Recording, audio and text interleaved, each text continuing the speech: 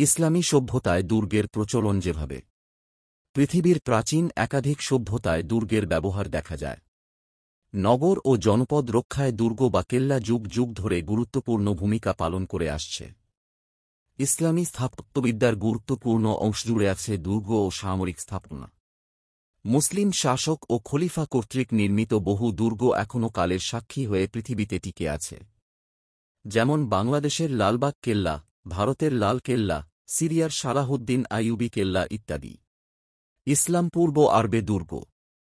ইসলাম পূর্ব আরব সমাজে দুর্গের প্রচলন ছিল, যেমন মহান নবী সাল্লাল্লাহু আলাইহি ওয়াসাল্লাম মদিনায় হিজরত করার আগেই স্থানীয় ইহুদিরা একাধিক দুর্গের মালিক ছিল। এসব দুর্গের বেশিরভাগ ব্যক্তিমালিকানাধীন এবং আকারে ছোট ছিল, তবে তা ইহুদি গোত্রগুলো ও তাদের সম্পদ রক্ষায় গুরুত্বপূর্ণ ভূমিকা রাখত। পবিত্র কোরআনে ইরশাদ হয়েছে, তিনিই কিতাবীদের মধ্যে যারা অবিশ্বাসী তাদেরকে প্রথমবারে সমবেতভাবে আবাসভূমি থেকে বিতাড়িত করেছিলেন। তোমরা কল্পনাও করনি যে তারা নির্বাসিত হবে, এবং তারা মনে করেছিল তাদের দুর্গগুলো তাদেরকে রক্ষা করবে আল্লাহ থেকে। সূরা হাশর আয়াত ২। এছাড়া আরবের লোকেরা শাম ও ফিলিস্তিন ভূমিতে ব্যবসার জন্য যাতায়াত করত, ফলে তারা স্থানীয় দুর্গ ও তার ব্যবহারের সঙ্গে পরিচিত হয়। ইসলাম গ্রহণের পর আরব মুসলিম দুর্গ ব্যবহারে তাদের পূর্ব অভিজ্ঞতা কাজে লাগান। প্রাথমিক পর্যায়ে তারা নতুন দুর্গ নির্মাণের পরিবর্তে বিজিত ভূমির দুর্গ সংস্কার ও আধুনিকায়নে অধিক মনোযোগী ছিল। মুসলিম সভ্যতায় দুর্গের প্রচলন। ইসলামী সভ্যতার সূচনায় দুর্গের কোনো প্রচলন ছিল না।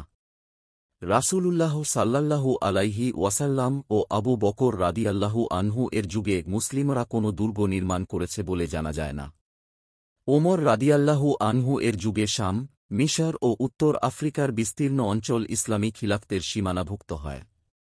তখন বিজিত অঞ্চলের পূর্ব নির্মিত দুর্গ সংস্কার ও আধুনিকায়নের পাশাপাশি এসব এলাকায় নতুন দুর্গ ও নগর প্রাচীর নির্মাণের প্রয়োজনীয়তা দেখা দেয়।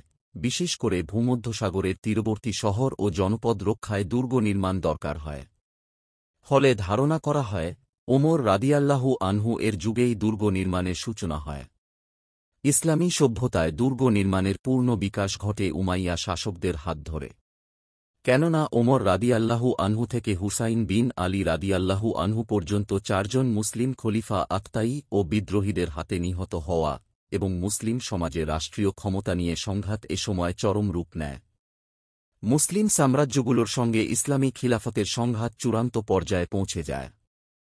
ফলে মুসলিম শাসক ও জনসাধারণের নিরাপত্তা নিশ্চিত করতেও দুর্গ নির্মাণের দরকার হয়। মুসলিম দুর্গের বৈশিষ্ট্য। মুসলিম সভ্যতায় দুর্গ নির্মাণ মূলত নগর স্থাপত্যেরই অংশ ছিল। ফলে একটি আদর্শ নগরীতে যা কিছু থাকে মুসলিম দুর্গ বা কেল্লায় তা সবই থাকত। মুসলিম দুর্গের অপরিহার্য তিনটি অনুষঙ্গ হল মসজিদ ও মাদ্রাসা, বেসামরিক আবাসিক ভবন, সামরিক আবাসিক ভবন। এছাড়া পানির কূপ, খাদ্যগুদাম, পশুর আস্তাবল, অস্ত্রাগার, প্রশাসনিক ভবন ইত্যাদি তো ছিলই। দিল্লির লাল কেল্লাকে মুসলিম আমলে নির্মিত একটি বিশিষ্ট দুর্গ মনে করা হয়, যা বিশ্লেষণ করলে মুসলিম দুর্গগুলোর বৈশিষ্ট্য সম্পর্কে ধারণা করা যায়। লাল কেল্লা দিল্লির যমুনা নদীর তীরে নির্মিত একটি মোগল দুর্গ, যার মধ্যে রয়েছে সাধারণ মসজিদ, সম্রাটের জন্য নির্মিত পৃথক মসজিদ, নারীদের আবাসস্থল, রাজপুত্রদের আবাসস্থল, মেহমানখানা, শিল্প সংস্কৃতি কেন্দ্র, দুটি বাগান, বিশেষ সম্মেলন কেন্দ্র, সাধারণ সম্মেলন কেন্দ্র, নিরাপত্তা চৌকি, গুদামঘর, গোসলখানা, পানি সংরক্ষণ কেন্দ্র, মহাফেজখানা, পাঠাগার, সেনাকেন্দ্র, রাজকীয় প্রবেশপথ ইত্যাদি। দুর্গ বিষয়ক মুসলিম পরিভাষা। দুর্গ ও কেল্লার সঙ্গে সম্পৃক্ত কয়েকটি মুসলিম পরিভাষা হল: ১. মাজাগিল, দুর্গের ময়লা নিষ্কাশনের পথ। ২. শাকিতাত, দুর্গের দেয়ালের গোপন ছিদ্র, যেখান থেকে আক্রমণকারীদের দিকে তীর, গোলা বা গরম তেল ঢেলে দেওয়া হতো। ৩. মিতরাস, এমন দেয়াল যার আড়ালে দুর্গের প্রহরীরা দাঁড়িয়ে থাকে। ৪. বারবাকান, বড় বুরুজ বা প্রতিরক্ষা ভবন, যা দুর্গের ভেতরে বা কাছেই স্থাপন করা হয়। সিঁড়ি বা সেতুর মাধ্যমে দুর্গের সঙ্গে যা যুক্ত থাকে। ৫. মাশরাবিয়াত, দুর্গের ঝুলন্ত বারান্দা। ৬. বাসুরাহ, দুর্গের ঘূর্ণায়মান প্রবেশপথ। ৭. হাকিমুল কিলাহ, দুর্গের নিরাপত্তা প্রধান বা প্রতিরক্ষা কর্মকর্তা। ৮ নিয়াবাতুল কিলাহ, দুর্গের প্রশাসনিক প্রধান। তিনি প্রকৃতপক্ষে শাসকের প্রতিনিধিত্ব করেন। ১-০ ওয়ালিউল কিলাহ, দুর্গের প্রবেশপথের নিয়ন্ত্রক। ১-১ নাকিবুল কিলাহ, দুর্গের দ্বিতীয় সামরিক কর্মকর্তা। ১-২ আমিনুল কিলাহ, দুর্গের ব্যবস্থাপনা কর্মকর্তা। ১-৩ ওয়াকিলুল কিলাহ, দুর্গের প্রবেশপথ নিয়ন্ত্রণকারী দ্বিতীয় কর্মকর্তা। ১-৪ নাজিরুল আমাইর, দুর্গের প্রকৌশলী ও নির্মাণ বিভাগের প্রধান। ঐতিহাসিক মুসলিম দুর্গ। মুসলিম আমলে নির্মিত ও ব্যবহৃত কয়েকটি প্রধান দুর্গের বর্ণনা দেওয়া হল। ১ কিলাহ সালাউদ্দিন, মিসরের কায়রোতে নির্মিত ফাতেমি দুর্গ। ৫৭২ থেকে ৫৭৯ হিজরির মধ্যে তা নির্মিত হয়। ২ কিলাতুল মাউত, ইরানে অবস্থিত দুর্গটি দাইলামি গোত্রের একজন শাসক নির্মাণ করেন। পরে ৮৫০ খ্রিস্টাব্দে শিয়া মতাদর্শীরা তা দখল ও পুনর্নির্মাণ করে। ৩ কিলাতু মিসাফ, আধুনিক সিরিয়ায় অবস্থিত দুর্গটি খ্রিস্টপূর্ব ৪০ অব্দে নির্মিত।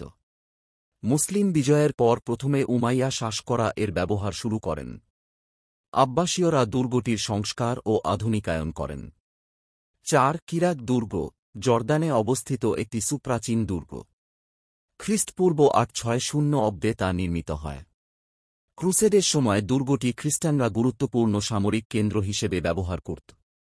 সুলতান সালাহুদ্দিন আইয়ুবী দ্বিতীয়বার দুর্গটি জয় করেন। ৫ কিলাতু দামেস্ক, সিরিয়ার দামেস্কে অবস্থিত দুর্গটি উমাইয়া শাসকরা নির্মাণ করেন। আব্বাসীয়রা দামেস্ক দখলের পর তা ধ্বংসস্তূপে পরিণত করে। পরে ফাতেমি শাসকরা তা পুনর্নির্মাণ করেন। ৬ কিলাতু মাশমাক, সৌদি আরবের দিরায়াতে অবস্থিত দুর্গটি নির্মাণ করা হয় ১৮৬৫ খ্রিস্টাব্দে।